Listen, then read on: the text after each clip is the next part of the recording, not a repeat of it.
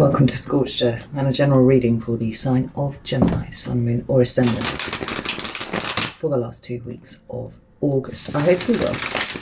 So if you haven't seen these readings before, I structure them slightly differently to the main monthly readings in so much as we are looking for the lesson. So I think that there is wisdom or indeed a lesson contained within every interaction and experience we have, and sometimes we can get so bogged down with the minutiae of our 3D existence that we lose sight of perspective, and that's what this is. It's an exercise in perspective. Shut the window in a moment. I find it easier to navigate energy if I can understand why I'm in it in the first place, and so to that end what we will do is pull 3 cards for your current energy, see where you are right now, and then we'll pull 3 cards to see why you are there. Now sometimes it's about clearing something out of your life, sometimes it's teaching you something about yourself. We won't know until the cards hit the table, but we'll close out with 3 cards of advice and take it from there. I hope that that makes sense. I'm going to try not to pull any clarifiers, but I am open to breaking my own rules if and when necessary. Before we go any further, you should also know that there are a lot of scammers around at the moment. It seems to be something that's really affecting the tarot community, and there has been at least one instance of somebody emulating my account, stealing some of my photos, following people, and then sliding into their DMs to offer them readings, and it's not me. It's not me. It's not how I work. It's not how I will ever work. In the first instance, I'm not doing personal readings at the moment. My life is far too chaotic and I don't have the spoons for it. It's the honest answer. At the point when I do, I will put announcements on YouTube, I will put announcements on Instagram, Patreon, those places where I actually hang out. And booking will happen through the Acuity scheduler, as it always has done. Please do not follow any account that isn't listed in the link in the description box below, because they aren't me. I do not have a Facebook account, and I never will have one, so I shut that down at the beginning of the year and I'm never going back. So if for any reason a Facebook group pops up, or page, whatever, not me. I will never slide into your DMs and try and solicit business that way, right? So please don't fall for it. I would hate to think of anybody being parted with their hard-earned money for something like that. Right, now that that grubby business is over and done with, let's pull you some cards. Can I have 3 cards, please, for Gemini, for current energy? Ooh, we have the 7 of Cups in reverse. We have the 2 of Cups.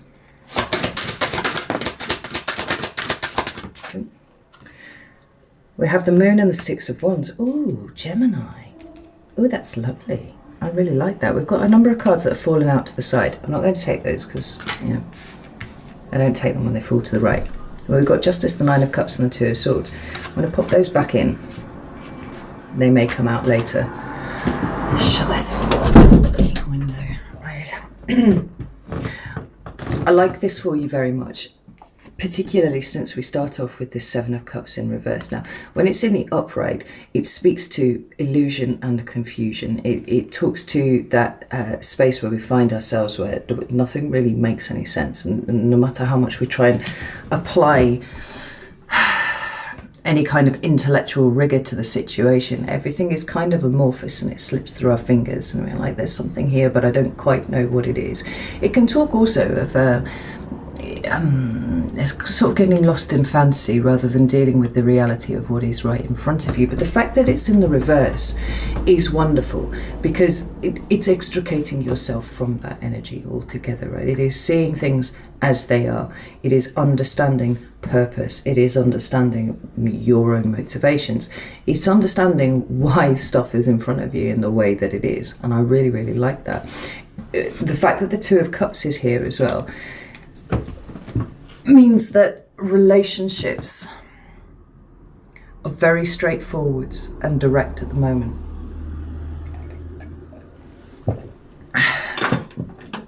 Do I mean that? Not necessarily.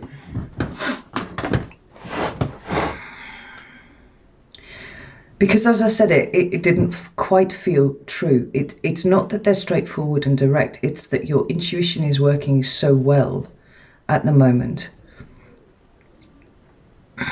You seem to be on a level with the people that are around you, right? That's the thing. And so it might be that some things are unsaid, but then you're Gemini, so it's possibly not. Oh, no, that's not fair, right? You get a reputation for being very loquacious, but in my experience, Geminis often talk a lot to cover the fact that they don't want to talk about this thing over here, so they'll talk at length about this thing. It's almost a defense mechanism at points. But where there may have been some confusion around your relationships, that appears to have cleared up. And that is in part, I think, because the people around you to whom these relationships are referring are interested in making sure that everybody understands where they are, just as you are, right? It's a reflection of you. That's what we're seeing outside of you. Being reflected back to you. But there's also a really strong intuitive element to this. Like energetically, you are on a level with the people that are around you, and it just makes everything work so easily. But the really interesting thing is these two cards here, this Moon and this Six of Wands.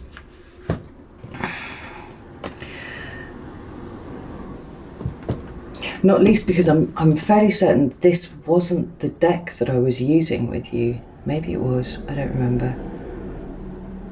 It might be, because I'm staring at these rocks again. These crashing rocks coming together, and how in the main monthly reading we were talking about you navigating through what could feel really, really difficult because there were these clashing rocks, but you could do it. You had the capacity to do it, and it was in your internal space. Now, what this is saying to me is that you've done it, Gemini. You did it. I don't know how to pronounce the name of the clashing rocks. I think it's Simperglades. But I might just be anglicising the shit out of that. It might be like Simperglades or something. Oh, Simperglades, I think. That's one of the things about like reading a lot, but then never hearing these words aloud, is that sometimes you pull some absolute clangers in mispronouncing words because you've never heard them spoken before, you know? Anywho, the fact is, this was the thing that was drawing my attention, and it was the very same thing that I was being pulled to here, right? That which is inside of you that needed navigating now has come to pass, right? Or if you're not all the way through yet, you're certainly most of the way through. And to that end, that's where this feeling of victory is coming. And I like it because the Seven of Cups energy could well have been that. It's not resistance. It was never resistance. The caution and the tension, moving into something that you didn't at this point really understand where you were going with it, but you went anyway, and now you're coming out of the other side of it, and it actually feels empowering as fuck. But it feels like it's really brought you into alignment with some people around you, or pulled some people around you who were were approaching that level. It feels like you've kind of almost come up together, or emerged together from this. Let's pull another card for this, because I'm interested. I'm very interested. And I have to say, I've just noticed that the Fool is at the bottom of the deck here, and it is a card that speaks about walking off into the unknown, yes, and that is certainly a journey that you've been engaged on here, but it also talks about trust and liberation to me, and I feel like liberation is the thing that you find at the other side of this clashing rock sequence that you've been going through here. But the trust that you could navigate it, the trust that you could weather it, is the thing that has really become quite concrete about you now, and that leads to a feeling of liberation. Tell me about this Moon, please. Thank you. Four of Wands.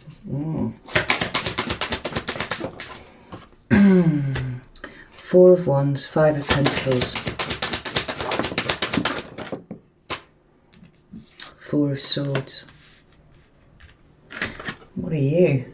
Got the Nine of Wands that fell out down there. and the Ten of Wands in reverse here. You've worked through something here, Gemini. And you've done it in a really brave and courageous way, but you've done it without making a fuss.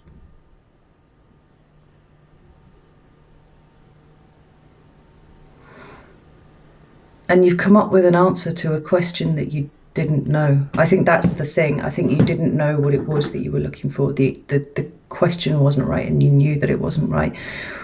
The only thing that was for it was to move between these clashing rocks and hope that at some point the question would arise. And as the question has arisen, you realise that you had the answer to it the whole time. It's right there. But these 4 energy cards that are sitting here, 4 of Wands and 4 of Swords. Like, you shifted something really, really big, Gemini. Perhaps it might have been something to do with the full moon. In fact, if you harness the energy of the full moon and the Lion's Gate together, it doesn't surprise me at all. Full moon, new moon, that's what I meant. Oh, God. Sorry, I'm not sleeping much at the moment. The Lion's Gate's absolutely kicked the shit out of me. Like, so on August the 8th, I literally could not move off the sofa all day. I just read a book instead. It was great, to be honest, but I had lots of things I needed to do. Maybe reading the book was the thing that I needed to do, really, you know. And the thing is, I think whatever has been revealed to you, it feels quite understated. It feels like it's a really simple thing that you discovered, and yet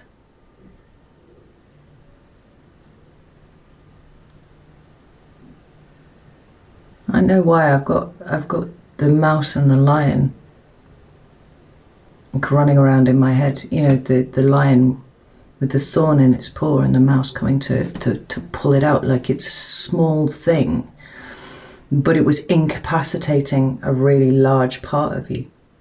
And this mouse has come along and just plucked the thorn out of your paw, and then all of a sudden you're just like, whoa, shit, okay, that's cool. You know, it was a thing that was causing major discomfort for you, but the answer was something really, really simple. And now that that has been discovered, it feels like a liberation. It feels like a power up for you. That's the best way I can describe what I'm feeling. Right, let's have a look. See why you are in this energy. Why is Gemini here, please? Thank you. We have the Page of Pentacles. We have the Tower.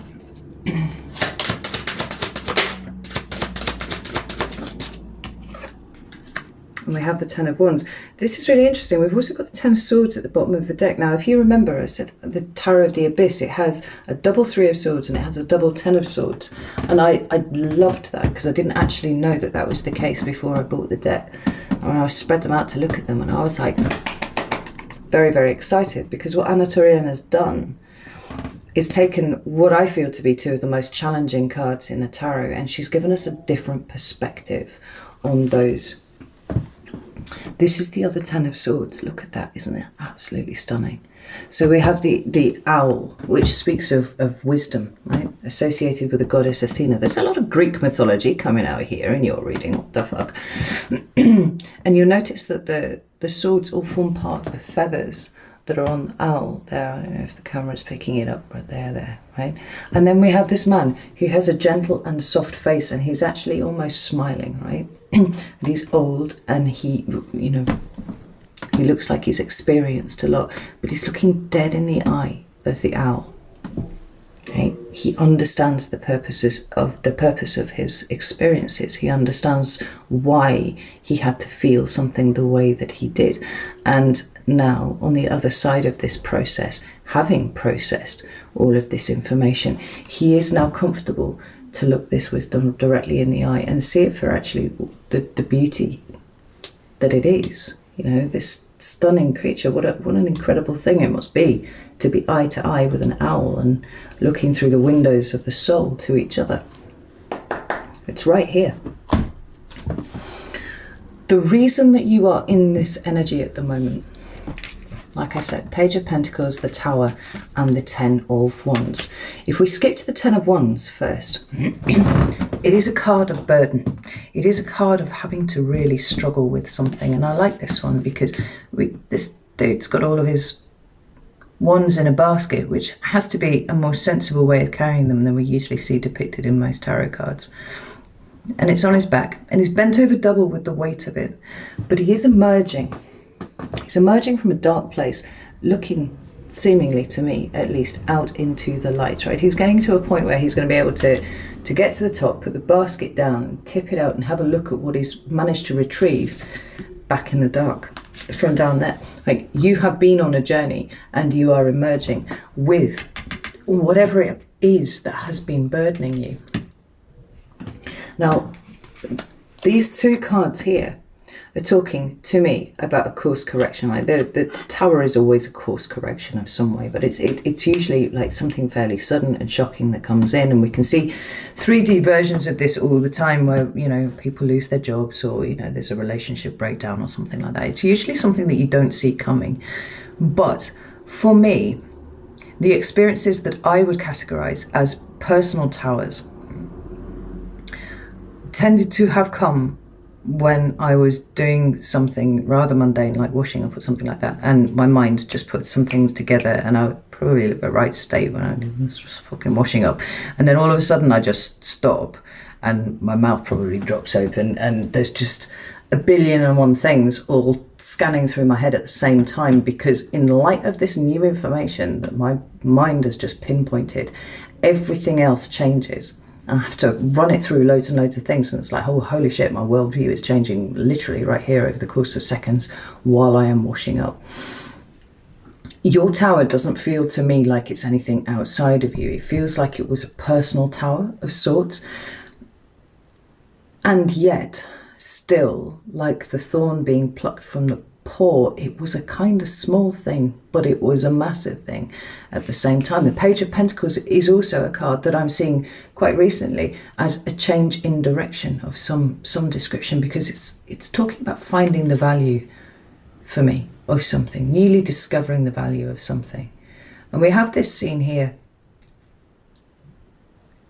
This Page of Pentacles has got a key in his hand, and he's either uncovering something, and I would assume he's uncovering something, or he's kind of covering it back up. I think he's uncovering something. He's pulling something out of the ground that is going to take him in a different direction, right? Maybe it was the purpose of him going here in the first place. Or maybe what he finds is going to change everything. Towers don't have to be job losses. They don't have to be relationship breakdowns. They don't have to be deaths of people that we know. Like, sometimes it can just be seeing something that you didn't see before. And that's what this feels like here to me. Because all of this together is telling me that there is nothing that is out of reach for you now. You know, maybe you've lumbered along with this thorn in your paw for so long that you didn't even realize. You didn't remember what it was like to live without the pain of it there in your foot. You know, it's just something you've become accustomed to. It is now a chronic condition, and, you know, every day is spent living with that pain, such to the point that you just don't even recognize it anymore. You just kind of filter it out. You know, it'll have its effect on something, because living with pain is exhausting, really exhausting. But it's out, and it's gone, and now it's like everything that you're experiencing feels like it's new. You know? There's nothing outside of your ability to be able to go and retrieve it, right? There's no part of your spiritual and emotional body that you can't reach. There are no depths that you can't go down to have a look and poke around and see what's in there, right? Everything can be brought out into the light. But this action as it's happened, whatever has happened to you, whether it was very consciously utilizing the Lion's Gate and the new moon, or whether this is just something that's just kind of happened at you. And it's latterly you found out that these energetic events were going on.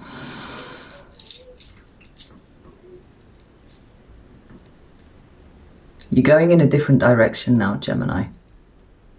And I think at this point, that's not even something that you're registering, but you've changed something. For some of you, you've literally changed your timeline, which is interesting. Go you, Gemini, this is really cool. Right, let's get some cards of advice. It's the small thing that leads to a big thing, right? It's the small motion that makes the biggest difference. Tell me about this. Some advice. Fucking hell, there's cards everywhere. Right, we have the Ten of Swords, we have the Hermit in reverse, we have the Seven of Swords and the Ten of Pentacles. Oh my days, look. There's the other version of the Three of Swords as well, right? Well, he's filling his mind with knowledge. You're like, you're fizzing again, Gemini. I can feel you. Fizzy mental energy. But it's very grounded. And like I said, this is the thing. It feels like everything's quite new again at the moment because you're experiencing it differently, which is cool as fuck. I really like that for you. So cards of advice. You've got Ten of Swords again, exactly the same card. You watch me shuffle the cards in, right? And there it is. It's coming back out again. This needs to remain front and center in your thinking, right? Always keeping yourself eye to eye with the owl, with your experiences, right? Putting everything into perspective. And this is what makes me feel like maybe it's not fully there yet, but it's certainly on its way. But with this Seven of Swords and this Hermit card here, right, we've got more and more imagery of coming out into the light again, right? The Hermit speaks of going within to find the answers. You have done that, right? Whether it is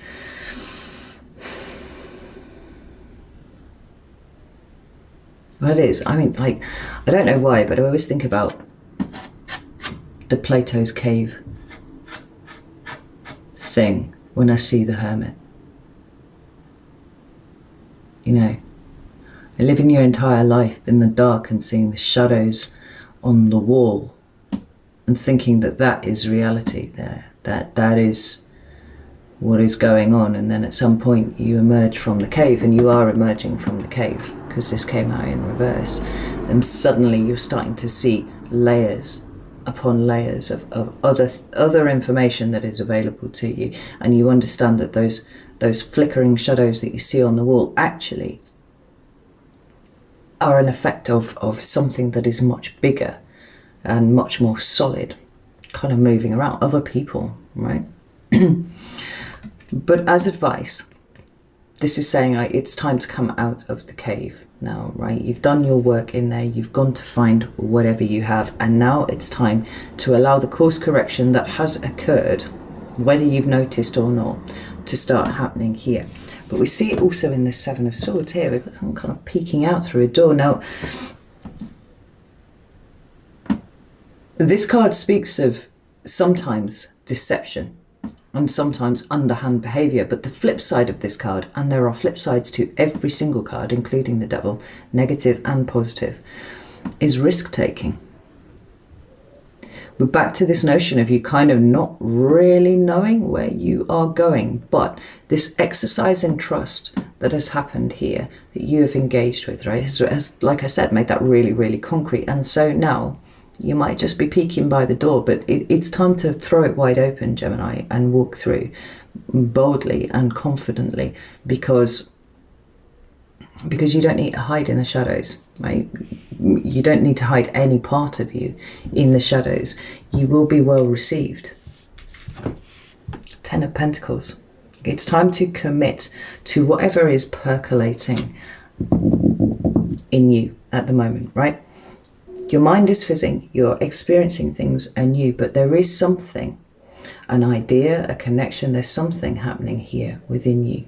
And it is time to commit to that fully. Now, Geminis, you're really, really sensitive. Really sensitive. Like I said at the beginning of the year, well, I had one round of bookings that was virtually all Geminis, and you were all spiritual as fuck. And either, I feel like I need to learn new spiritual modalities, or I've been learning this for a while. It's a hobby, something that I enjoy. I need to do this as a job. I need to go out there and give it to people, right? Not give it, exchange. I need to do something with this. This feels like an interesting association with that in some way. So maybe you are finally committing to doing this, right? You heard the call at the beginning of the year. Maybe you haven't quite stepped on it yet. But it feels like it's going to step up for you now, Gemini. That's what I'm seeing. Like within these two hands, we've got a tree and a house on the top, but we've got actual steps going up the first hand. And it feels like you are going up the steps. We've got a group of people here, the quintessential happy family on the knuckles of the hand. You've got your tribe around you, you've got the right people around you, and now it's time to build on it. There, look at that. This whole deck's absolutely beautiful. You're in a really good place, Gemini. A really, really good place. And now is not the time to be holding any part of you back, right? No part of you. Whatever needs to come out, let it flow. And whatever kind of intuitive nudges that you're getting, go with them. Like, go with them. You've proven that you can trust your intuition on these things, because it's going to take you somewhere really exciting, right? I'm going to leave it there. Know that I love you all very, very much, and I will see you soon.